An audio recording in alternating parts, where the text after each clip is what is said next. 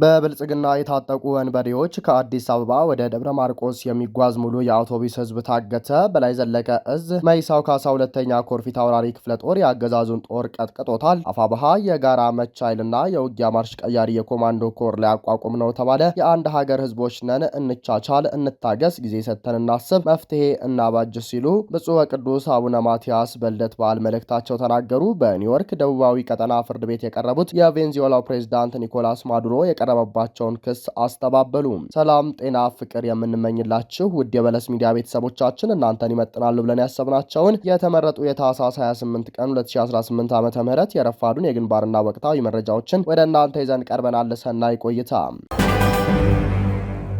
መንግስታዊ ውንብድናውና እገታው ዛሬም ተባብሶ ቀጥሏል። መሬት ላይ በፋኖ እጅ ከባድ ጡጫ ሲያርፍበት ያገኘውን ሁሉ ይገድላል፣ ይዘርፋል፣ ያውድማል። ከዚህ ባሻገርም መኪና ያግታል። ሀገር አቀፍ መንገድ ዘግቶ ሙሉ የአውቶቡስ ተጓዥ እንዲታገት ያስተባብራል። በተለይም ጎጃም አካባቢ ከፍተኛ ምት ሲደርስበት ከአዲስ አበባ ወደ ደብረ ማርቆስ የሚወስደውን መንገድ ባዘጋጃቸው አጋቾች ተቆጣጥሮ ህዝብ ያግታል። ከወንዶች ጋር ፊት ለፊት መግጠም ሲያቅተው እንስሳዊ ባህሪውን ገልጦ ህዝብ ይጨፈጭፋል። አማራን በሁሉም መልኩ ከሌላው ሀገሪቱ ህዝቦች ለይቶ ለማጥፋት በሰማይም በምድርም ማት እያወረደ የሚገኘው አረመኔው ብልጽግና በትላንትናው ዕለት ማለትም በ27 4ኛ ወር 2018 ዓመተ ምህረት በኦሮሚያ ክልል በገብረ ጉራቻ ፍቼ ባለው የመንገድ ክፍል አሪዶሮ ተብሎ በሚጠራው አካባቢ በብልጽግና የታጠቁ ወንበዴዎች የህዝብ ተሽከርካሪ ላይ ተኩስ በመክፈት ተሳፋሪን በመምታት የተወሰኑትን አፍነው በመውሰድ ሌሎች የከባድ መኪኖች ሹፌሮችንም በማገት ይዘው መሄዳቸውን መልእክት ደርሶናል። በአቅራቢያው የነበሩ ህግ አስከባሪዎች በቦታው ደርሰው የተኩስ ልውውጥ ቢያደርጉ ከመከላከል ውጭ የታገቱትን ማስጣል እንዳልተቻለ ተነግሯል። ይህ የሆነው በኦሮሚያ ምድር ሲሆን ላለፉት ዓመታት ሳይቋረጥ ሲደርስ የቆየ ግፍ ነው። በሌላ በኩል በአማራ ምድር በተለያዩ ወረዳዎች አገዛዙ ባደራጃቸው አጋቾች ህዝብ እየዘረፈ ይገኛል። በፋኖ ሲሸነፍም በመንደር እየገባ መደዳውን ወጣቶችን ይጨፈጭፋል። ባለፈው ቅዳሜ ዕለት በአዊ ዞን በእሁዲት ቀጠና ከፋኖ ጋር ገጥሞ የነበረ ቢሆንም ውጊያውን አልችል ብሎ ወደ ኋላ ቢያፈገፍግም ከተማ በመግባት አዳጊ 17 ወጣቶችን በግፍ ረሽኗል። አፋብሃ ሰሜን አማራ ቀጠና በላይ ዘለቀ እዝ መይሳው ካሳ ሁለተኛ ኮር ፊት አውራሪ ክፍለ ጦር የአገዛዙን ጦር ቀጥቅጦታል። የአገዛዙ ጥምር ኃይል መነሻውን ምዕራብ ጎንደር የአዳኝ አገር ጫቅ ወረዳ ከተማ ነጋዴ ባህር በማድረግ አርሶ አደሩን ትጥቅ ለማስፈታትና የፋኖ ቤተሰብ የፋኖ ደጋፊ በሚል አጀንዳ በሰበባ ሰበቡ ለመዝረፍና ጄኖሳይድ ለመፈጸም ወደ ጃኖ ለማርያም እንቅስቃሴ ያደረገ ሲሆን ነበልባሎቹ የመይሳው ካሳ ልጆች የፊት አውራሪ ክፍለ ጦር ታጠቅ ብርጌድ ሁለተኛ ሻለቃ በአርበኛ ባበይ በሬ የተመራ ቀድሞ መረጃውን በመከታተል አስፈላጊውን ዝግጅት በማድረግም ጠላት ወደ ቀጠናው ከገባ በኋላ ሙት ወረዳ ላይ ከበባ በማድረግ አይቀጡ ቅጣት ተቀጥቶ የድረሱልኝ ጥሪ እየቀባጠረ ሙትና ቁስለኛ ሆኖ እየተዝረከረከ ያሰበውን ሰይጣናዊ ተግባር አንዳችም ነገር ማድረግ ሳይችል አፍሮና ተቀጥቅጦ ወደ መጣበት ሊመለስ ችሏል። በውጊያው የተገኘ ድል የሞተ 22 ቁስለኛ 13 የተማረከ አንድ ሚሊሻ እስከነ ሙሉ ትጥቁና 7 የነፍስ ወከፍ ክላሽ መሆኑን አፋብሃ ሰሜን አማራ ቀጠና በላይ ዘለቀ እዝ አሳውቋል። አፋብሃ የጋራ መቻይልና የውጊያ ማርሽ ቀያሪ የኮማንዶ ጦር ሊያቋቁም ነው ተባለ። የአማራ ህዝብ በ5000 ዓመታት የኢትዮጵያ ታሪክ ውስጥ ሀገር በመምራትና በመስራት ተከብራ እንድትኖር በማድረግና እንደ ዘመነ መሳፍንት አይነት ውስብስብ ችግር በተፈጠረ ሰዓትም ሀገር በማስቀጠል ጉልህ አበርክቶ የነበረው ህዝብ ነው። ነገር ግን ከ5 አስርት ዓመታት በላይ በተቀረጸው አማራ ጠል ትርክት የተነሳ ህልውናውና ማንነቱ አጣብቅኝ ውስጥ ገብቶበት በርካታ ጥያቄዎችን ሲያነሳ ቆይቷል። የአማራ ህዝብ የነበሩት የህልውና ማንነት፣ የፖለቲካ፣ የኢኮኖሚ፣ የማህበራዊና የታሪክ ጥያቄዎችን በሰላማዊ መንገድ ሲጠይቅና ሲታገል የቆየ ቢሆንም ስር የሰደደው አማራ ጠል አገዛዝ ወደ ጨፍጫፊ ስርዓትነት ተቀይሮ ለአማራ ህዝብ ጥያቄዎች ተገቢውን ምላሽ ከመስጠት ይልቅ በእብሪት ጥያቄዎችን በኃይል ለማፈን ሰርቷል። እነዚህ የህልውናና የመብት ጥያቄዎችን አንስቶ ፍትህ ቢጠበቅም በተገላቢጦሽ የአማራ ህዝብ እንደ ህዝብ በጠላትነት ተፈርጆ ከራሱ ቀዬ ተፈናቅሏል፣ ታግቷል፣ ታርዷል፣ በጅምራ ተጨፍጭፏል፣ በገፍ ታስሯል። ከዚህ አለፍ ሲልም በታሪክ በሰው ልጅ ላይ ተፈጽሞ የማያውቅ ግፍ ተፈጽሞበታል። በመጨረሻም በሰላማዊ ትግል የሚፈታ ምንም አይነት የአማራ ህዝብ ጥያቄ አለመኖሩን ብቻ ሳይሆን ያነሳውን ጥያቄ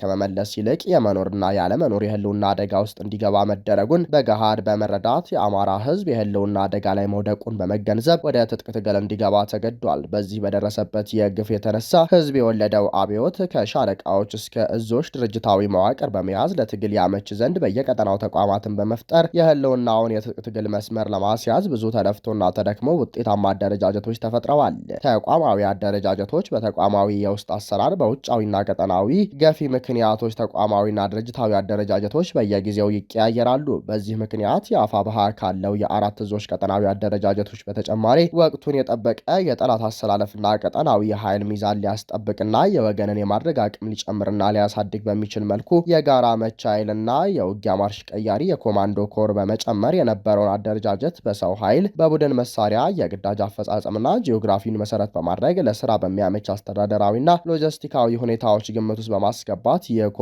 ደረጃጀት እየተሰራ እንደሚገኝ ተገልጿል። ከዚህ በመቀጠል በሀገር ውስጥም ውጭ የሚያሰለጠናቸው በትግል ውስጥም ያላቸው ከትግሉ ውጭም የምትኖሩ የአማራ ህዝብ የህልውና ትግል ኢትዮጵያን ማስቀጠል ነው ብሎ የሚያምን የኮማንዶ አየር ወለድና ልዩ ኃይል የነበራችሁ ወንድሞች በትግሉ የግል እና የጋራ አስተዋጽኦ እንድታደርጉና እንድትቀላቀሉ የሚል አማራዊ የትግል ጥሪ አስተላልፏል።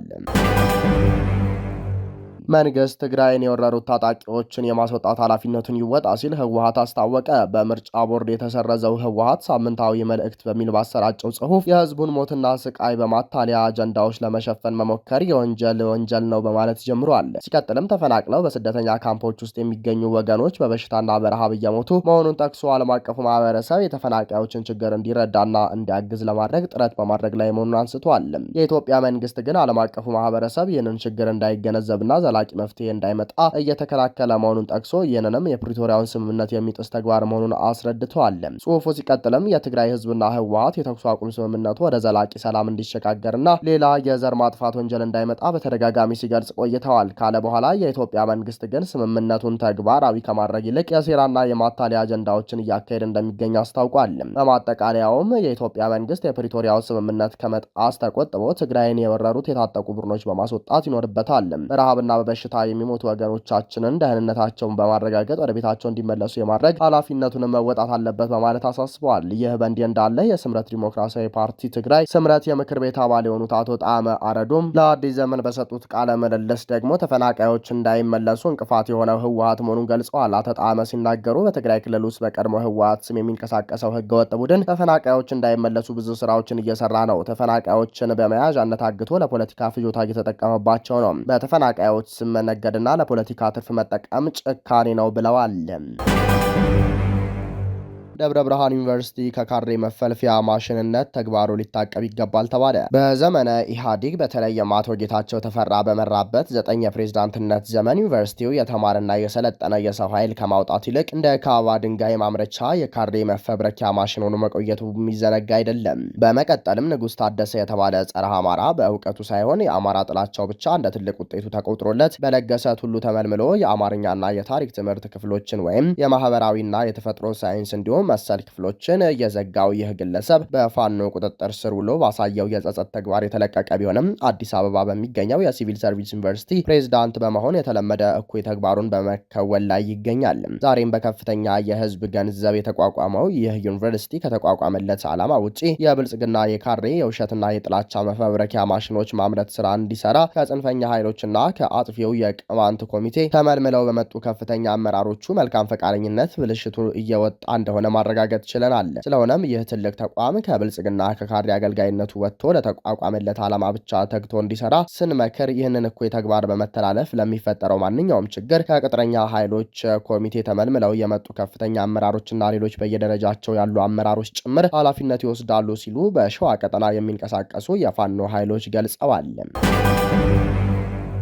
ብፁዕ ቅዱስ አቡነ ማትያስ ቀዳማዊ ፓትርያርክ ርዕሰ ሊቃነ ጳጳሳት ዘኢትዮጵያ ሊቀ ጳጳስ ዘአክሱም ወዕጨጌ ዘመንበረ ተክለ ሃይማኖት የእንኳን አደረሳቸው ልደት በዓል መልእክት አስተላለፉ።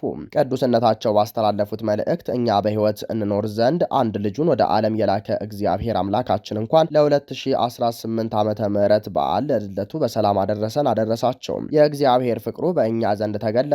በእርሱ በኩል በሕይወት እንኖር ዘንድ እግዚአብሔር አንድ ልጁን ወደ ዓለም ልኮታልና የእግዚአብሔር ፍቅር ይህ ነው እንዲል በሁሉም ዘንድ ዘንድ እንደሚታወቀው እኛ ምስራቃውያን ክርስቲያኖች በዛሬው ዕለት የምናከብረው በዓል የጌታችን የአምላካችንና የመድኃኒታችን የኢየሱስ ክርስቶስ በዓለ ልደት ነው። በዓለ ልደት የእግዚአብሔር ሰላምና ፍቅር ለሰው ልጆች ሁሉ የታወጀበት ዕለት ነው። በዚህ ዕለት የሆነው የእግዚአብሔር ፍቅርና ሰላም ቃላዊ ወይም ተምኔታዊ አልነበረም፣ ወይም ደግሞ በርቀት በመልእክት የተላለፈ አልነበረም።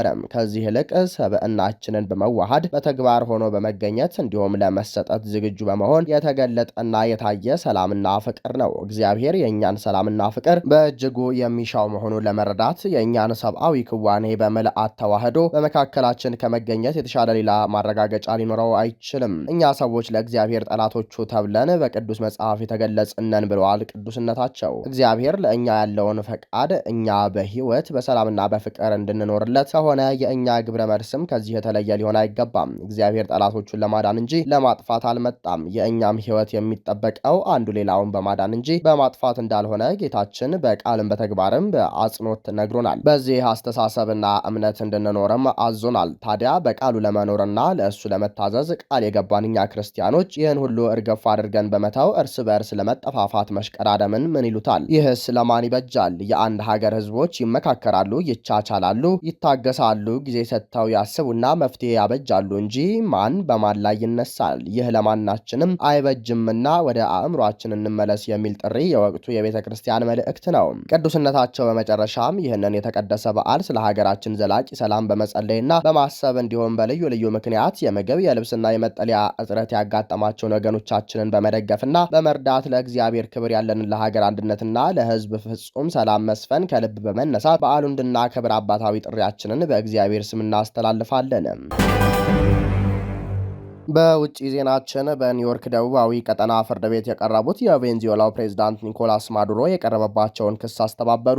አብረዋቸው ከቬንዙዌላ ተይዘው ወደ አሜሪካ የተወሰዱት ባለቤታቸውም ለቀረቡባቸው ክሶች ጥፋተኛ አለመሆናቸውን የሚገልጽ ምላሽ ሰጥተዋል። ማዱሮ በእጽ ሽብርተኝነት፣ ሴራና በጦር መሳሪያ እንዲሁም ሌሎች አጥፊዎች መሳሪያዎችን ክስ የቀረቡባቸው ሲሆን በአራቱም ክሶች ጥፋተኛ አይደለውም ሲሉ አስተባብለዋል።